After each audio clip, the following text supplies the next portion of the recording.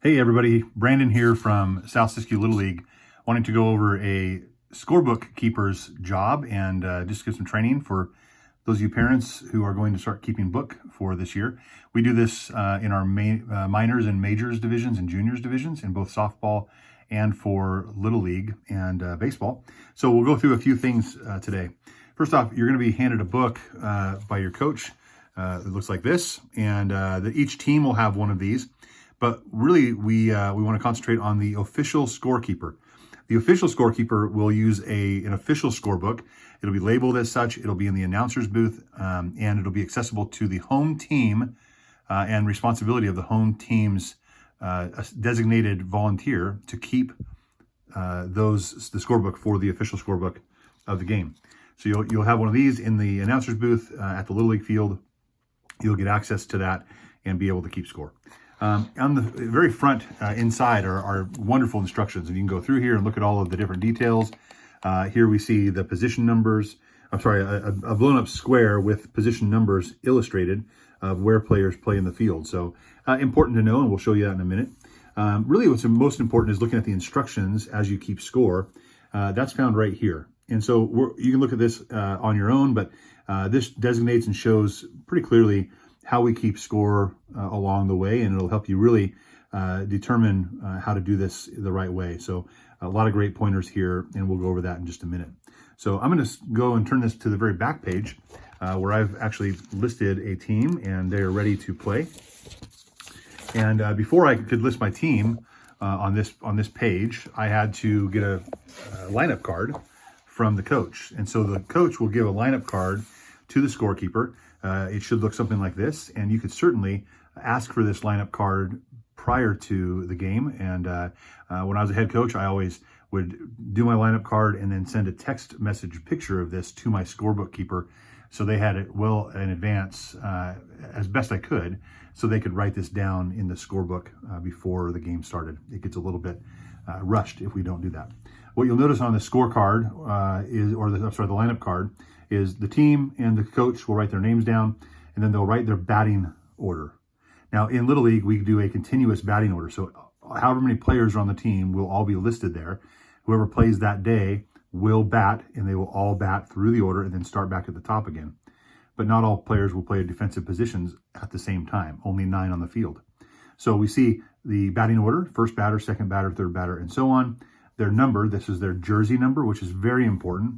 And if you're rushed one day and maybe the visiting team didn't get you their lineup as quickly as you wanted, you could always start by just writing jersey numbers and then catching their names later. This coach has the jersey number, the player's last name, first initial, and then the position. So this person's position, first batter, Mookie Betts, number 50. He plays position number 6 in today's lineup. Position number 6 is, and it's listed on the bottom here, position number 6 is shortstop. So he is the shortstop for the Dodgers on this particular lineup card.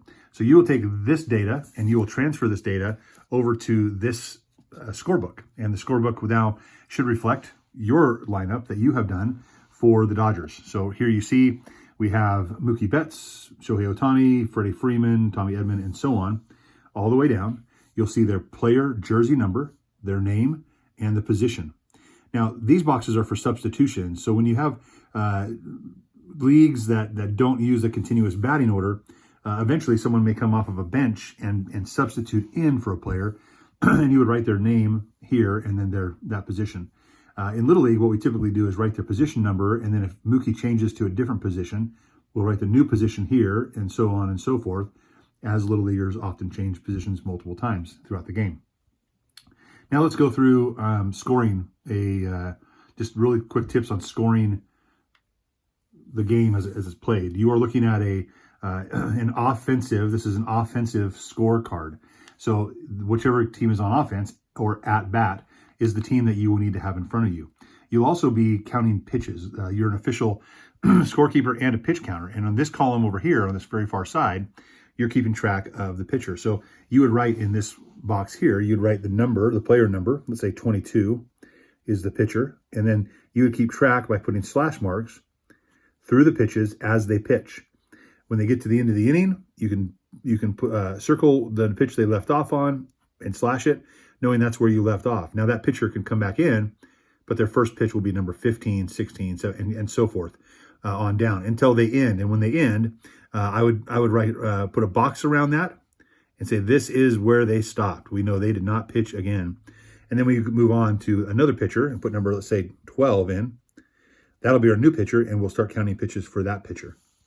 It's important by the end of the game, we have an accurate pitch count of all the pitchers who pitched, because we want to make sure we take care of their arms and they get proper rest. So there are rules associated with that. That sheet to record this on will be in the announcer's booth, where the official scorekeeper and scoreboard controller will be sitting.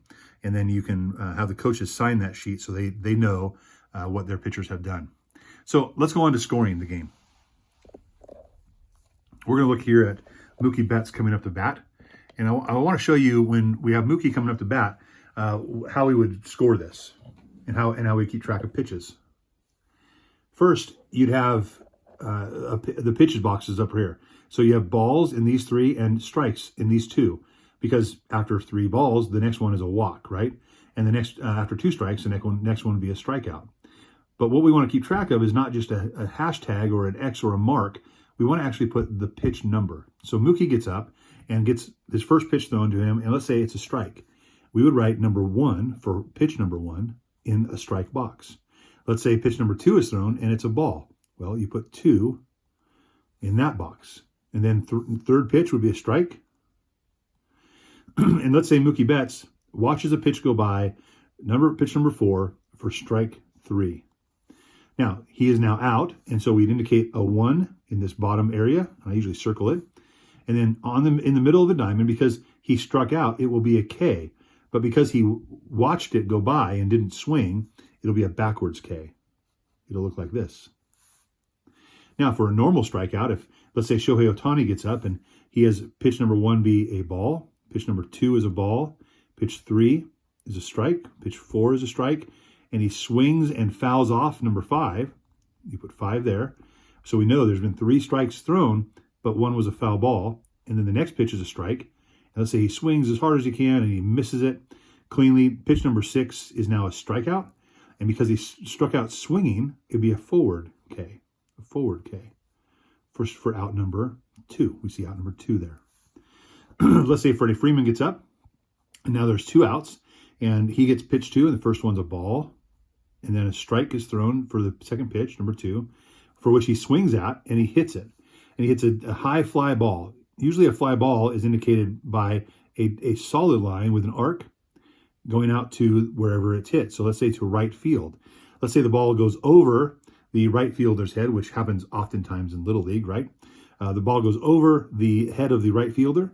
Freddie Freeman goes to first base, safety, advances to second base. And by that time, the ball is now back in the infield, but he is on second safely with a double. He has hit the second pitch that was thrown to him, which was a strike, and he hit it to right field, and he is now a double. And we circle 2 for a 2-base hit, a double. Now we move on. We know there's someone on base, and Tommy Edman comes up. Let's say Tommy Edman hits a ground ball, hard hit ground ball, and we usually indicate that by a dashed line.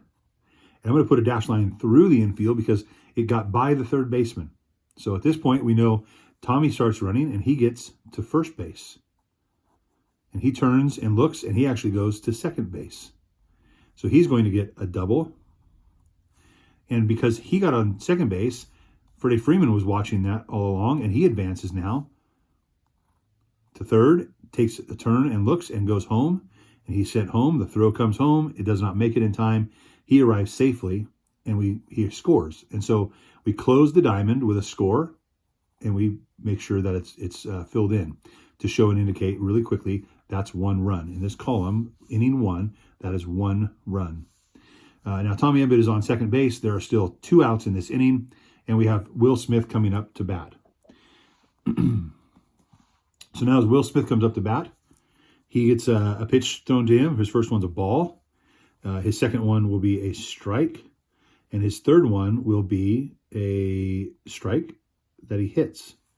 And this one is now hit to the second baseman, dashed line to second base.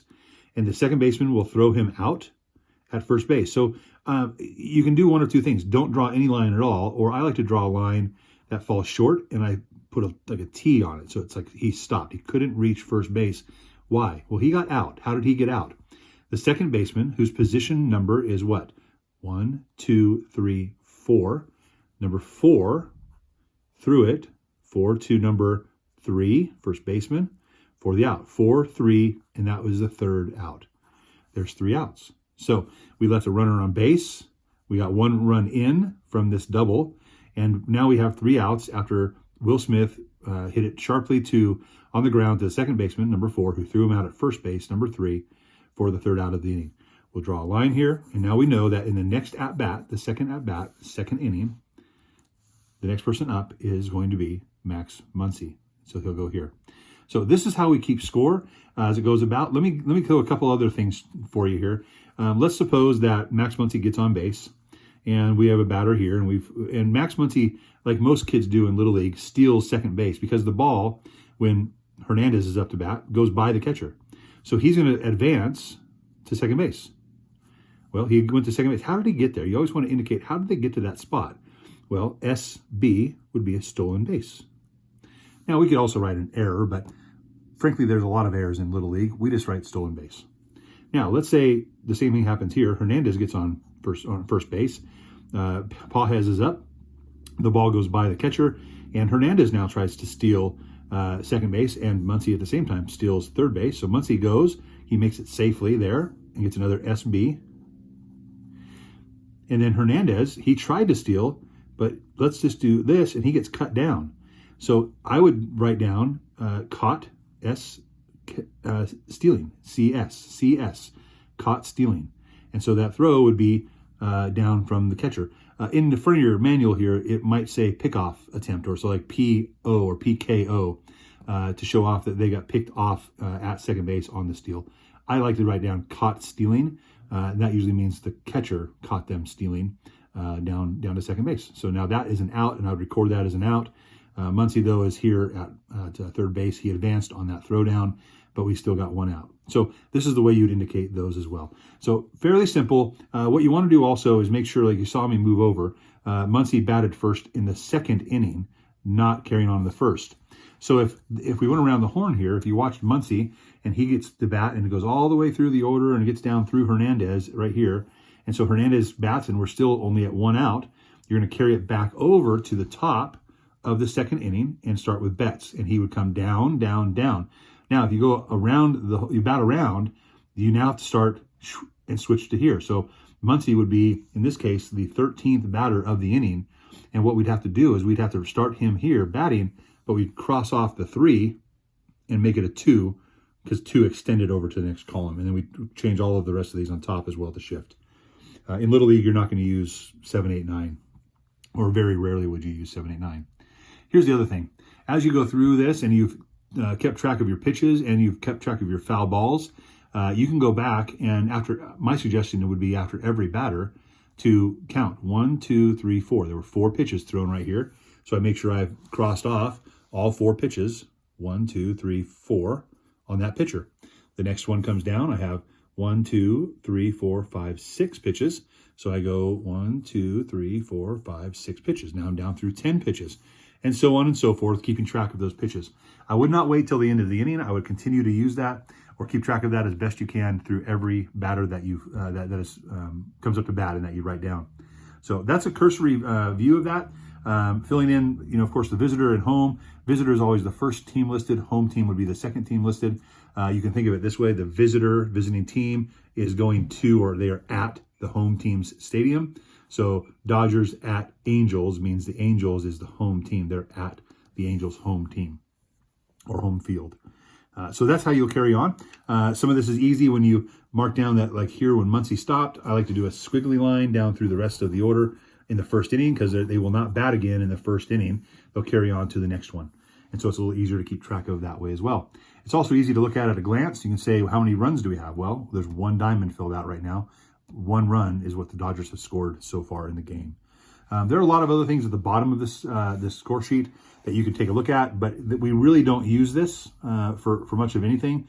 We're trying to keep track of the game itself as it goes live and the pitch count as it goes as well. So those are the main things to keep track of and make sure that you're aware of. If you have questions, please reach out to your head coach or please reach out to the Little League board, and we'll make sure to get you some more training or answers to your questions. Other parents probably in your coach's team have probably done this before as well, but please reach out and get questions answered that you have regarding how to keep score. Hope this was helpful. Look forward to seeing you on the field. Let's play ball.